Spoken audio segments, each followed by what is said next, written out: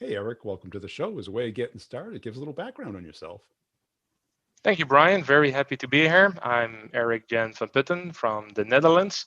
I've been in B2B marketing for approximately 10, 15 years and having a blast with what technology makes possible.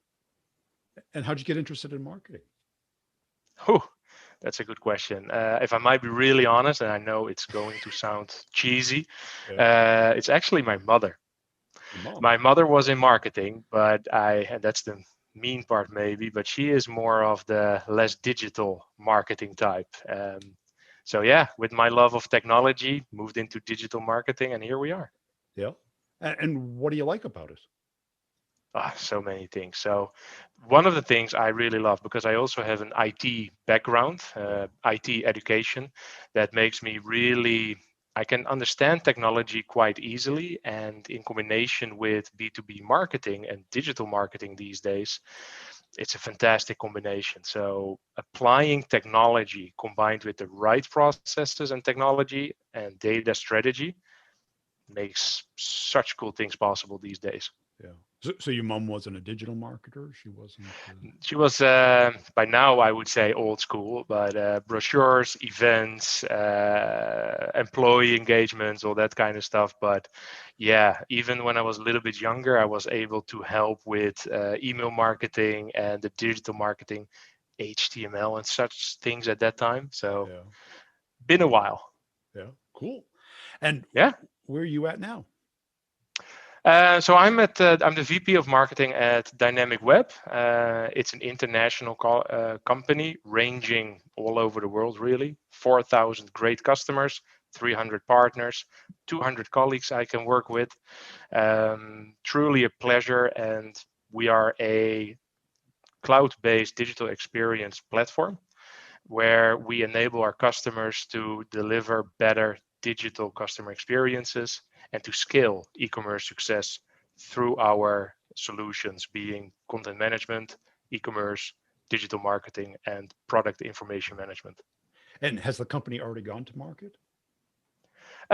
We are in the market. The company is 20 years going strong, Oh, going good. quite healthy. Yeah, no, it's truly a pleasure because a company that is able to transition from on-premise to fully cloud-based, including the SaaS play, which Yeah. is not easy, but they have managed to do this completely without investor and everything. So it's quite impressive. And so if things were going so well, why do they need a great marketer like yourself? Well, thank you. We can always go faster. It's true, right? Yeah. By applying the right kind of strategy, data strategy, and to get the foundation right, you can really then start adding kerosene to the fire to really Yeah. go even faster. And we are now at that stage where the company is growing already a very healthy 20 to 40% a year. And now by applying the right focus on people, process, and technology, I believe we can continue to do quite well. Now you haven't been there that long, but what are you seeing, or what's your strategy? What the strategy is, working quite closely with the C level, the Yeah. CEO, Christian Beers, we are focusing on a couple of elements. The main ones is, of course, demand generation. Yeah. There's always room for more. Brand awareness, because in B2B we are too often focused on the product and the features, but we need to work on our brand awareness. Yeah. So that's a big focus point. And then we have the other side, structure and focus, and product marketing. And So what's your across those four. passion? Is it demand gen or is it technology Fun, or? fun, fun, fun question. I really like change management across people, process, technology. There's one book, the CMO Manifesto, red cover by John Allett. Only wrote one book, but it's a heck of a book. And my passion in that is indeed demand generation, but focused demand generation, knowing exactly what works. Uh, then we can do all the nice acronyms, CPL, CLV, you name it. But yeah, it comes down to demand generation and helping to drive the company go faster. Yeah. And who's your ideal customer profile? It's a combination because to some degree you're looking at it. Marketers are our buyer persona. It's Yeah, our customer profile. But we also still work quite closely with product managers, the data side, and of course the IT is still quite still important. involved. Even though we are cloud based, IT is an important player. Yeah. And marketers are always so easy to market too, aren't they? Yeah, fun question. Yeah, no, I think you're right. I think there is an element of I was being a showing little marketing. Yeah, but facetious. that's fun. No, but I like that one. But it's the ability Mm, to show what is possible. And yeah. there are so many things possible thanks to technology. Talk integration. You can take like a credit card in 5 minutes and you have your API or Zapier integrated. Yeah. Now, although that sounds fantastic, it is important to really have a data strategy because it becomes too easy to plug on more technology. Right, because I think if there's any department that's over technologized, it's kind of marketing right now. Yeah, marketing, the whole sales and SDR, it's amazing what is possible these days. Scott Brinker actually showed recently on his presentation the different levels of buying and interacting. Yeah. That is human to robot, robot to human, and soon maybe actually robot to robot. Well, It's an interesting view. yeah, on the consumer side, I can see it, but on the Yeah, B2B yeah. side, right? Because I like that you're picking up on that one as well, because if I yeah, might add on that, I think the whole B2B side is still able to learn a lot from the B2C side. totally. So many B2B companies, and then let's not take the hip and happening companies in B2B, but the ones that are a little bit more established. After you actually purchase the product of them, very often, what do you actually get from them? Probably the invoice. And that's it, right? You get a nice Or you get invoice, the but renewal. where's the experience? You get the renewal, yeah, but where is the experience in that, right? It's so much opportunity to make Yes. that experience go and actually take it from a B2C level. And that's it, because then you have to ask yourself, who owns that? Is it marketing? Is it sales? Is it customer success? It's the company, right? It's the Yeah, I would go with option C. It's the see. whole company. But it's the company. It is marketing and sales can get Right. people in the door. Sales gets a very good percentage through the door. But then after that, there is a role for both marketing, account manager, sales, customer success, services, you name it. It is truly something that is end to end. Yeah. I was working with a consultant that works specifically on that to reduce churn, Cool. because you got customer acquisition costs and you got churn, Yeah, right? So yeah, why yeah, yeah. spend No. all that money, time, and effort to churn somebody or try and win somebody back? Because a, a deal and marketing and success all have momentum or Yeah, don't, right? I think that's a good point. I think that, of course, when you spend all that effort, strategy, endless meetings to get customers in the door, of course, you want to hold them as long as possible Yeah. because it's also a testimonial, really, to how good your company slash product is. So I fully agree that churn is a coming challenge more and more, certainly with the whole SaaS approach. Um, then also it depends a little bit, of course, on what kind of product you are. If you are in, let's call it a chatbot business, you can plug one in and enter the next one in a matter of 2 hours and again a credit card. Yeah. But if there's a whole strategy behind it, custom built elements to it, you name it, it's a different story. Then there is a certain level of investment required next to Right. the monthly fees. Yeah. That's So it. yeah, If you got data in it and it's integrated with other stuff, very hard to pull yeah. that out. Yeah, then that is goes almost back to that whole data story, right? Because it's Yeah. so easy to plug in new technologies that add extra data points, that automate some of the flow. But when you need to rip something out and apply something new, that is not the easiest. And as a colleague of mine actually frequently says as well, whenever a new head of, let's say, marketing arrives, new tooling arrives as well. But if that person at some moment leaves, the tooling usually stays. Yeah. Yeah, You because know, and that builds up. it does. And, Yeah, when I was selling, I always wanted to sell something that had that stickiness because, it does make things sometimes easier. well, the deals are so much bigger Yes. because you're Yeah. now Yeah. part No, of I hear their you. muffin. You're cooked into their enterprise. You can't pull the That there sugar is a out of the certain element. muffin. That is, well, it becomes certainly in the industry I am and have been for a couple of years. Um, for the years I am in there, it is an industry that usually you have 3 to 5 years as a customer. And at that moment, the clock can start ticking.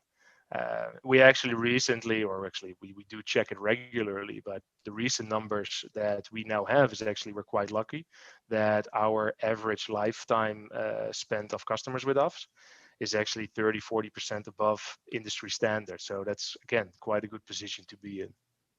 And what's the hardest part of your job? The hardest part of my job. I would say that over the 10, 15 years I've been lucky enough to do this, that getting results out of the old channels in terms of awareness, but also demand generation, is not getting easier. Not only are these channels became harder. Well, take a look at LinkedIn, for example. Yeah. If you go back 5 to 10 years and you would spend, let's say, $50 on boosting a LinkedIn post, you would get what, 10,000 extra views? Burn that $50 today, you get like six, right? There's nothing left of that kind of stuff. And that goes for Google, that goes for even Facebook, that goes for so many channels in terms of performance. But at the same time, these channels also have become amazing what is possible these days. But you also need to start hiring experts to actually get them to work how you like them to work. And pay So a lot that of that that money. became harder. Yeah. Well, at one of the previous companies I was at, we would actually spend, let's say, in a certain region, 2,000 euros a month of Google, and we would spend another 1,500 on the agency doing it for us. That one of the things we changed rapidly, by the way, when I joined. Well, that's one of the challenges of marketing is that, you know, if it doesn't work, it's really expensive. And you have to have that combination of knowing how to do it and caring like it's your own money True that, because absolutely, it's fully real agree. easy just to spend it.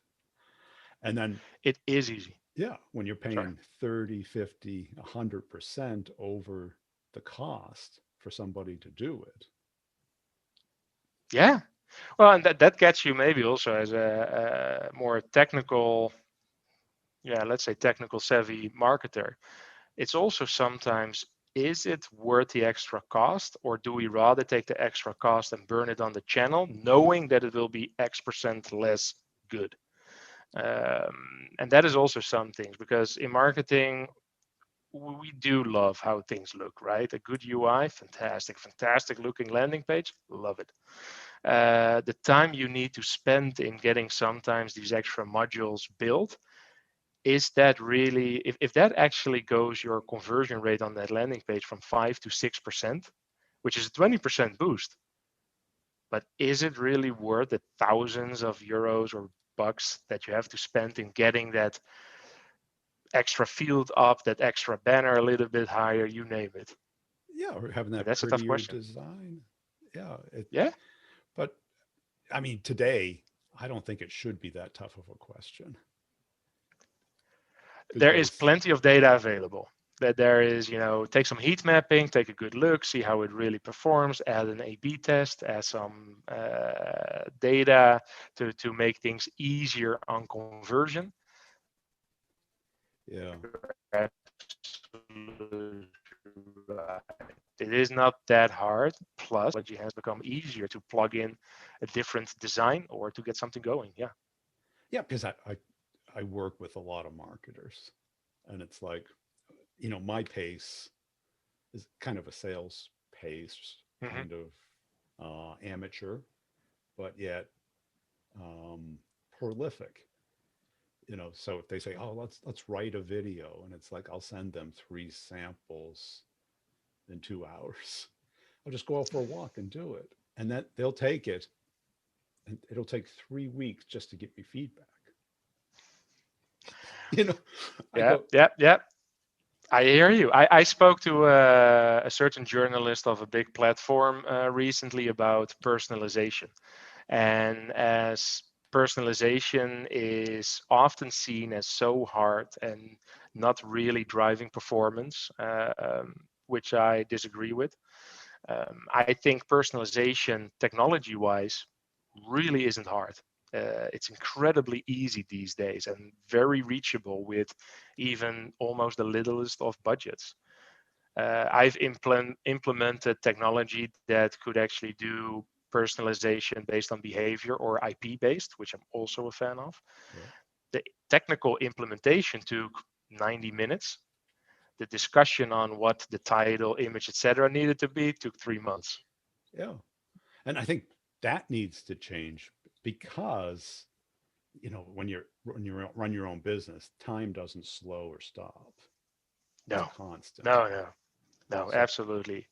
that 3 weeks, a day, a week is time that people aren't seeing it, aren't engaging with it, and you can't Well, get and that that's a back. missed opportunity, right? That's a miss. Because not only are you offering exactly the same web experience to each web visitor, where you could have done better, at the same time, you're already starting to pay to some degree the premium for the personalization engines, Yeah, and you're not making use of it. Plus, quite a bunch of meetings to decide on which image and which text needs to happen. So yeah, I am a big believer in start small, but do start. Learn very quickly and then improve along the way. right. Yeah, And it's really not that hard. because you can always replace it, take it down, delete it. It's not that hard. Yeah. And you came highly recommended to the show. What do you think caused that? I love marketing and I love talking about marketing. I Yeah. talk to so many ex colleagues, friends over the years. Someone needs an hour or 2 hours of help to talk about what do you think about this idea? What do you think about that idea? I love it. Yeah. Keeps your own mind fresh a little bit as well if you're talking to such different industries, ranging from hot desk places to equal rights consultancies to web agencies, etc. So I think because I'm very open to always take at least an hour a day to talk to people that want to talk marketing, Yeah. that I hope I get some goodwill out of that. Cool. And what do you see out there in marketing that excites you the most In marketing, in in the B2B I space, think either in technology or approaches or I think the B2B marketing is getting cooler. So much is already possible for so long, technology wise, but we're starting to accept the possibilities of what technology, but also messaging can really drive. yeah. No longer do you have to send that hi first name, which sometimes is referenced as personalization already. First name. Yeah. Officially, it counts, but come on, we can do better than that. But and then it becomes about adding the creativity in combination with the technology, Yeah. and that is where it really gets exciting. Connect the right technologies to each other, so that you are able to automate but still offer quite a good experience from start to finish.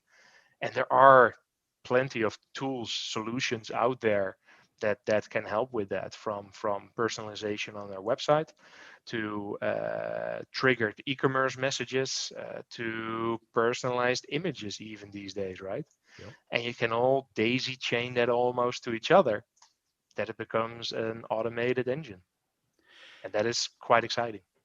And do you see most CMOs in the B2B space just copying this 10-year-old playbook or their competition? I do think that that market is changing as well. I think that having worked with very experienced, very good CMOs myself, that there is a new, let's call it almost a millennial CMO coming, that is quicker to the game. And the CMO market is also changing. If you read up on all that kind of stuff, in the past, and still, of course, it was quite often the story, the branding CMOs. Yeah.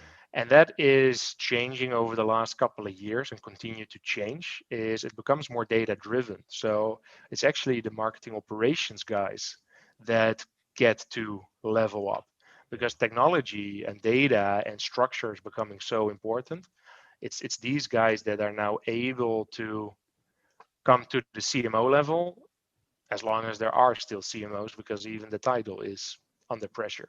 Yeah. Because I've seen this, certainly in the last 5 years, what the shift should be from just the inbound convert somebody to a lead to we know who we want to sell to and who's most Yeah. likely to be interested and have the pain that we solve.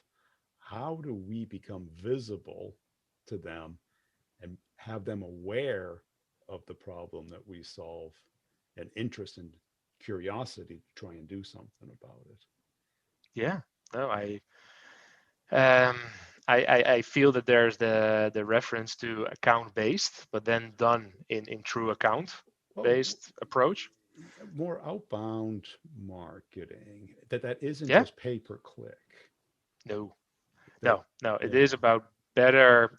That's the beauty of these days, right? Because there is so much knowledge available. yeah, You need account data, call the Dun and Bradstreet guys. You want to have the people version of that, call Cognism, if I have that right, call these guys. And then we're even not saying the biggest CRM in the world, LinkedIn. yeah, They enable B2B organizations to really engage with the people that you want to engage with. Plus, if you're talking usually to the C suite by email or by phone, if you're also still there, which still has a place, by the way. I have nothing against cold calling. I am a believer of that as well, if it fits the the domain. industry. Yeah, Yeah. But I would say that you can bypass gatekeepers, because it's not often that the assistant of the C-level person is actually monitoring their LinkedIn as well. So it's a great channel to bypass some gatekeepers. yeah, yeah. I mean, I had a student. We got a conversation started with the CEO of Delta Airlines on LinkedIn, Here you go. On LinkedIn, you get the CEO, a guy that probably gets what, 1,000 emails a day. and not one nice one. Uh, I yeah, that would be also a challenging one. Yeah, And you can actually get that person via LinkedIn. But then also, if you're going in that route, please don't start, of don't course, with, spam them. "Hi, I'm Eric. Do you have 15 minutes to talk?" Right, do something for them. Bring value first. I Yeah. know that that is a little bit of a dead term these days, but yeah, bring some value, Well, bring look, some cool asset, right, because people think ungated. value is yeah, their case study or their brochure, but it's more like, Exactly. yeah, something that Yes. you can do for them. Well, yeah, drive that valuable asset, some ROI calculator of the product Yeah, that you are able to do, or the pain that your product resolves, and then in that asset, that it's something that can be taken away immediately, regardless of technology behind it. and if you were to hire a niche agency, what would you ideally like it to do for you? I would go With an agency, if I go with an agency, I think I would actually quicker go with the right freelancers Yeah. these days, because it's quite easy to get the right people, slash potentially affordable, and maybe not the most popular thing, but you can offshore some of these things as well, because there is quality to be gained wherever in the world people are. Um, that said, I think I would actually go with a boutique kind of, and I don't like this terminology, but growth marketing organization. Yeah. Um, why growth marketing and why don't I like that term? Growth marketing really isn't new. It's just a new term It's a new name. put on. Yeah, it's a rename, a rebranding of what marketing for quite a long time has been doing, right? It's about testing really quickly, optimizing really quickly, uh, fail fast, learn fast kind of approach, and then combine that with the right technology. So, but I think I would go with a boutique growth marketing agency, Yeah. small one. Because I see too many people today still doing, kind of the inbound, 10, 15-year-old strategy, put up an ebook, have it gated, convert it, hound the person to death, and then blogs that are almost, clickbait, things that have nothing to do with what you sell or the customer's pain that you solve, but you just get them to convert. Or Yeah, they, and I yeah, see a lot of CMOs, instead of selling to the decision maker, the person who has the problem, they sell to somebody within that team just because there's more of them. yeah. I see your point, and um, I'm going to be quite honest. The Dutch people are quite honest usually, Are because I don't think this might be the very popular belief. I do think there is still a place to gate a lot of content they? Yeah. in B2B marketing, um, in the world I am at, the vendor side. So I do believe that there is quite a place still for all that. But I also believe that with the technologies available today, you can not only recognize which company is on your website, and honestly, that technology is like 10 years old. It's like perfected Right. though, IP tracking. Yeah. It's valuable though. I think that if you do that kind of stuff, right? Because how many people in a company on your website who are not there to do a Sudoku puzzle are actually going to be I take that quote from a colleague of mine as well. How many people are really on your website, right? And how many people are in the purchasing decision for your product? It's going to be a couple of handful at best. Yeah. So And gate something of high value. yes, Yeah. Not fully not agree. just a blog post or a white paper, but No, no, no. a I think it needs to be high value. yeah, a It needs to be quality substantial. value. Yeah, yeah. I fully agree with that. There needs to be value behind it before you gate it. Then the second part is what you also referenced is you can try to go after the big honcho basically to try to get that person, or you go through his or her team. And that I also believe you I believe that in the industry that you want to kind of have a both approach, right? You want to have the content available for the C level, but at the same time you also want to really go a little bit more top of funnel, cast the net out a little bit broader, and see who you can get in. Because then again, when there are enough touch points, when you get a certain threshold of an account, maybe not so much a content, but of an account, Yeah. in that case, you can actually have a salesperson, an SDR go after. And how about like attribution? Because the hardest part of marketing is proving that you're doing something of value, Yeah. right? Because Um, I've been amazed with that, because I think that we also should not try to make it too hard. We of no, course can talk fantastic stories about multi-touch, degrading, whatever attribution models. And honestly, in theory, it's fantastic. It's really, really good. And for a lot of companies, it should be. But multi-touch attribution is not always the easiest. You can go first touch point, you can go last touch point. I'm not a fan of the latter. But yeah, go attribution model, certainly. And then tracking that. I had a call actually with an ex-colleague, a friend of mine actually, today on that as well, that he was also amazed by how many organizations still don't have a focus on tracking where stuff comes from. And I don't believe that it's that hard. Have your website, talk to your CRM, introduce a simple UTM by Google, UTM structure, and you should be able to easily track exactly each touch point that someone has. You connect the touch points, we can call them activities, leads, but touch points. You connect them to the contact, so you get that full 360 view of someone, of their web visits, of their downloads, of their phone calls SDR has made. You get that full view. And you do the same touch points, you actually transfer all of them as well on the account level. And from there, it's a relatively small walk to opportunities. I mean, that is helpful, but in B2B, it gets squirrely or more difficult. I'll use a straight Okay. English statement because, okay, you have a contractor on site, or you have a virtual assistant who's assigned to do it, Yeah, right? that's true. Or it's word of mouth, Yeah. and no one touches the website ever.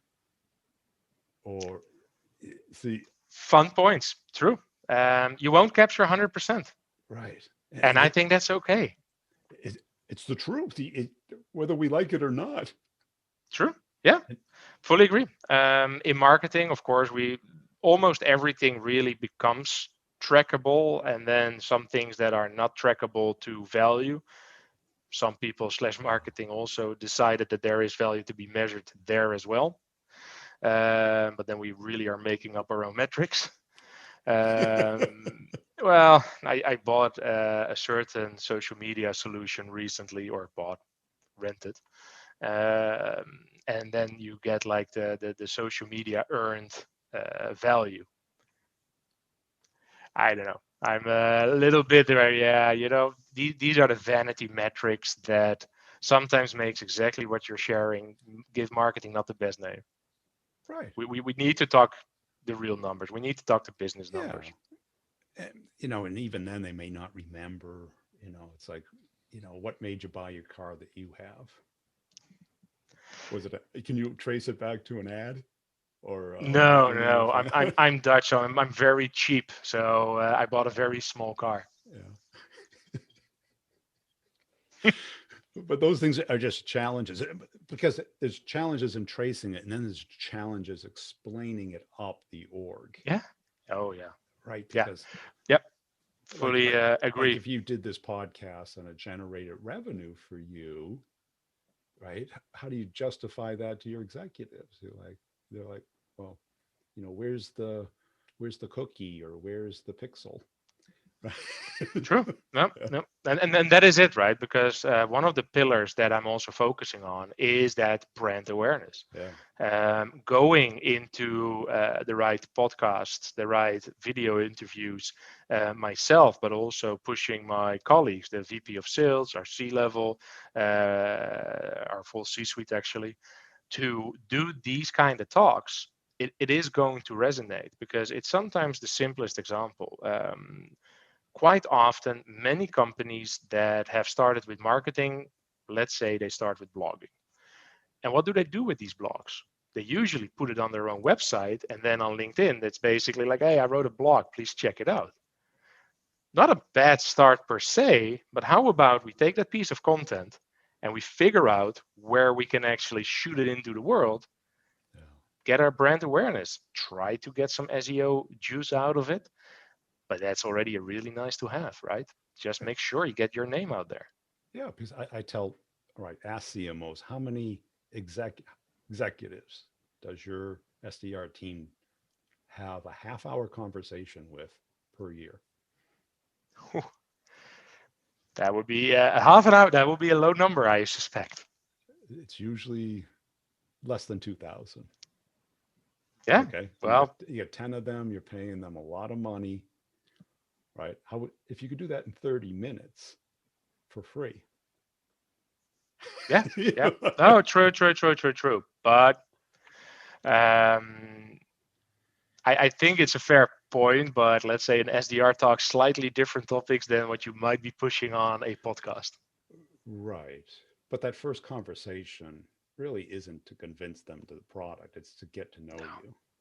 Yeah. Show the company, show the people behind the company who Yeah. make the company. Right. Talk about the And problem. that drives. Yeah, fully agree. Brand awareness. It's an important element. It's well, it also the more brand awareness value you have, it just goes so far on so many elements. Your conversion rates actually go up. It becomes easier to Yes. convert on a company you know than doesn't. Your sales performance goes up a couple of ticks. Heck, hiring becomes easier if at least you're a positive Everything brand does. awareness. Right. Because Everything becomes better with positive brand awareness. hey, this has been a Absolutely. fun conversation. Where can people go to connect with you and learn more about your company?